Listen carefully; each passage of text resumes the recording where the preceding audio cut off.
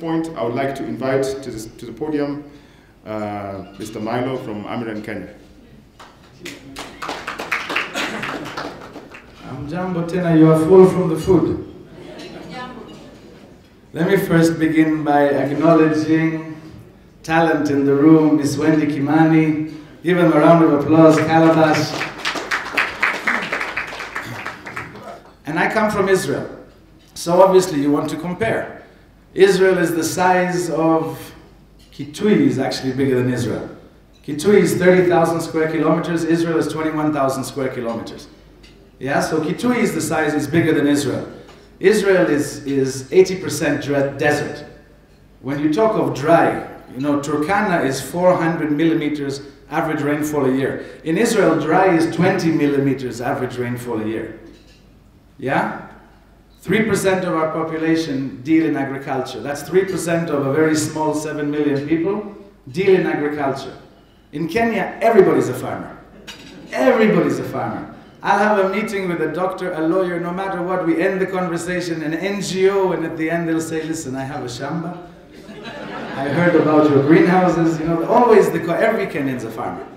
So we have no problem in terms of the number of people engaged in agriculture. So you look at Israel, small, very little water, dry desert and very few farmers. And then you look at Kenya, 26 times the size of Israel.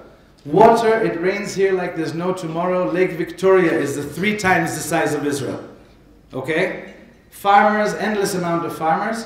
Israel is one of the biggest exporters of horticulture to Europe. Kenya is barely feeding itself and is importing tomatoes from Uganda and Tanzania. Do you know what Kenya means in my language, in Hebrew? Kenya means nest of God, in Hebrew. So we have land, we have water, we have farmers. What don't we have? Gerald talked about it earlier, knowledge. Knowledge is missing, know-how, practical know-how. The best agronomist at Amiran is not someone with a BA or an MA in agriculture. It's a guy who's been doing it in the demo for 5 years with no previous knowledge. But after 5 years of doing it, he's the best we have. So experience, know-how, and technology. Everything else we have here. Financing, people say there's no financing. Chase Bank was here, we just signed an agreement between Amiran and Chase Bank.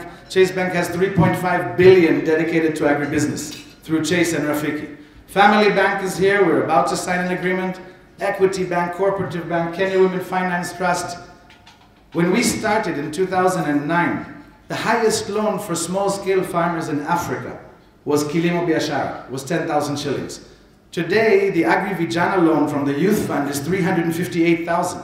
That's a paradigm shift in small-scale lending, and it's happened here in Kenya. We're very good at looking at the glass as half empty. So let's, for a change, since it's dinner and we're celebrating, let's look at glasses half full. I'll put it to you that Kenya is leading Africa, ahead of Nigeria, the biggest economy, ahead of South Africa, is leading Africa in the technology available to small-scale farmers, in the financing available to small-scale farmers, in the knowledge and training available to small-scale farmers. We are way ahead of everybody else. And most importantly, in our mindset towards agribusiness. We call it agribusiness today, it's the more attractive name. When we began Farming is Cool 4 years ago, people looked at me and said, farming is cool, what planet are you from? When we launched the discussion of agribusiness on Facebook and Twitter 5 years ago, everybody said, what does social media have to do with agriculture? Today, Kenya leads Africa in the discussion on social media between youth about agribusiness. We are way ahead of everybody else. Today, the fact that Giuliani, the #1 celebrity in the country, is leading a Farming is Cool campaign, people look at it and go, yeah, sure, we know that. Of course. But it's way out of the box. Farming is Cool in Kenya has become mainstream. The rest of Africa is nowhere near where we are in terms of how our youth look at agribusiness. Because of the information, because of magazines like Smart Farmer, because of people like Bernadette, we have a stage to discuss something in a light-hearted, cool way. It was Bernadette and I who coined the phrase Facebook farmers together in an interview 4 years ago. Remember when we went to interview the doctor, the guy who was selling at 30 shillings and living 15 minutes from zucchini? And we looked at him and we said, hello, get in your car and take your vegetables to zucchini and get 70 shillings a kilo. Oh, why didn't I think of that? Made him an extra 120,000 shillings a season. We are way advanced of everybody else. I'm not saying we should rest, I'm not saying we should relax, and the best part of it is we are all in it together. I walk into a room today, you know, full of the agriculture sector, and you see bankers. Bankers are in the room of discussion where the agriculture sector is discussing things. Because all the banks have loans today and have realized that agriculture is something worth taking a risk on. You see people from the media, you see celebrities doing agriculture. It's become popular, and we are way ahead of everybody else. That's the glass is half full part.